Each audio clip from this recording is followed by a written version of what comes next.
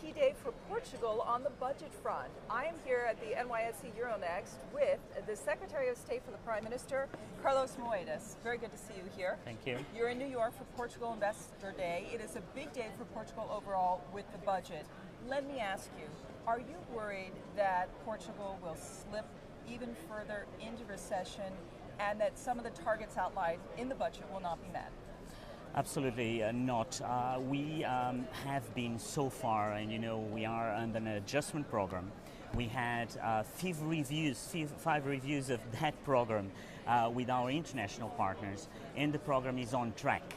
And so everything we have been doing is actually to be able to transform our economy from an economy that was very centered on non-tradable industries to an economy of tradable industries. And if you look at our program today and you look at what is happening to our current account then 5 years ago was at around 10% per year.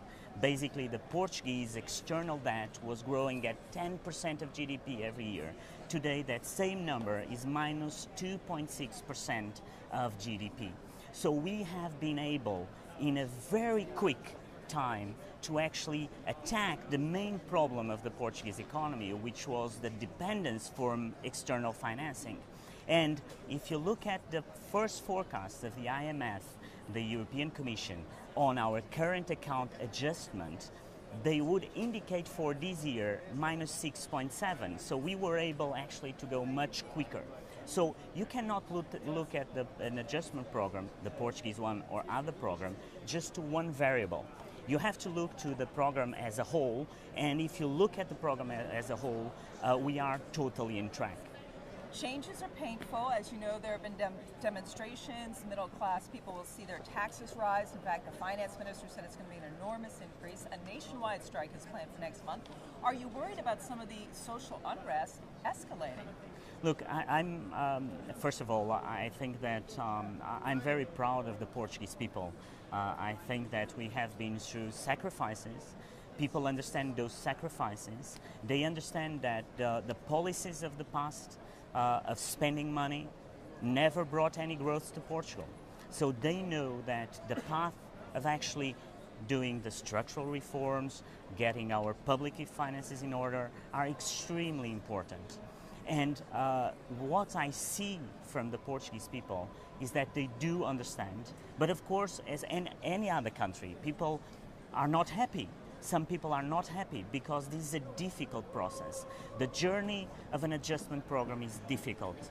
It's a lot of sacrifices for our families, for my family, for the family of all the Portuguese people. And I have a lot of respect. I know and we do acknowledge that the people would come to the streets, but they have done it in a very unique and civilized way, and I just can say that I'm proud of that. But people understand that we do it for a reason. We do it because this is a once-in-a-lifetime opportunity to structurally change the country. Right now, there are forecasts for the economy to weaken by 1% next year. When will we see growth in Portugal, and when will that be revised upward? Look, if you look at the macro numbers for next year, and as a whole, as you said, there will be a recession of 1%, minus 1%. You will see that on the second quarter of next year, you'll see growth on a quarter-by-quarter level coming back. And that's the point. I think that's the point, is that we have done the homework, and the homework sooner or later will pay off. And you'll see that on the debt markets, and I think you will have the opportunity to have an interview with the right person to tell you about it. But in a very quick and very, I would say, appropriate way, we have been testing the markets, and the results have been very good for Portugal, and we do believe that we will get there. And we'll end it there. Carlos Moedas, very good to talk to you. Thank you so much. Thank you. Thank you so much. I'm Rhonda Schaffler. This is Reuters.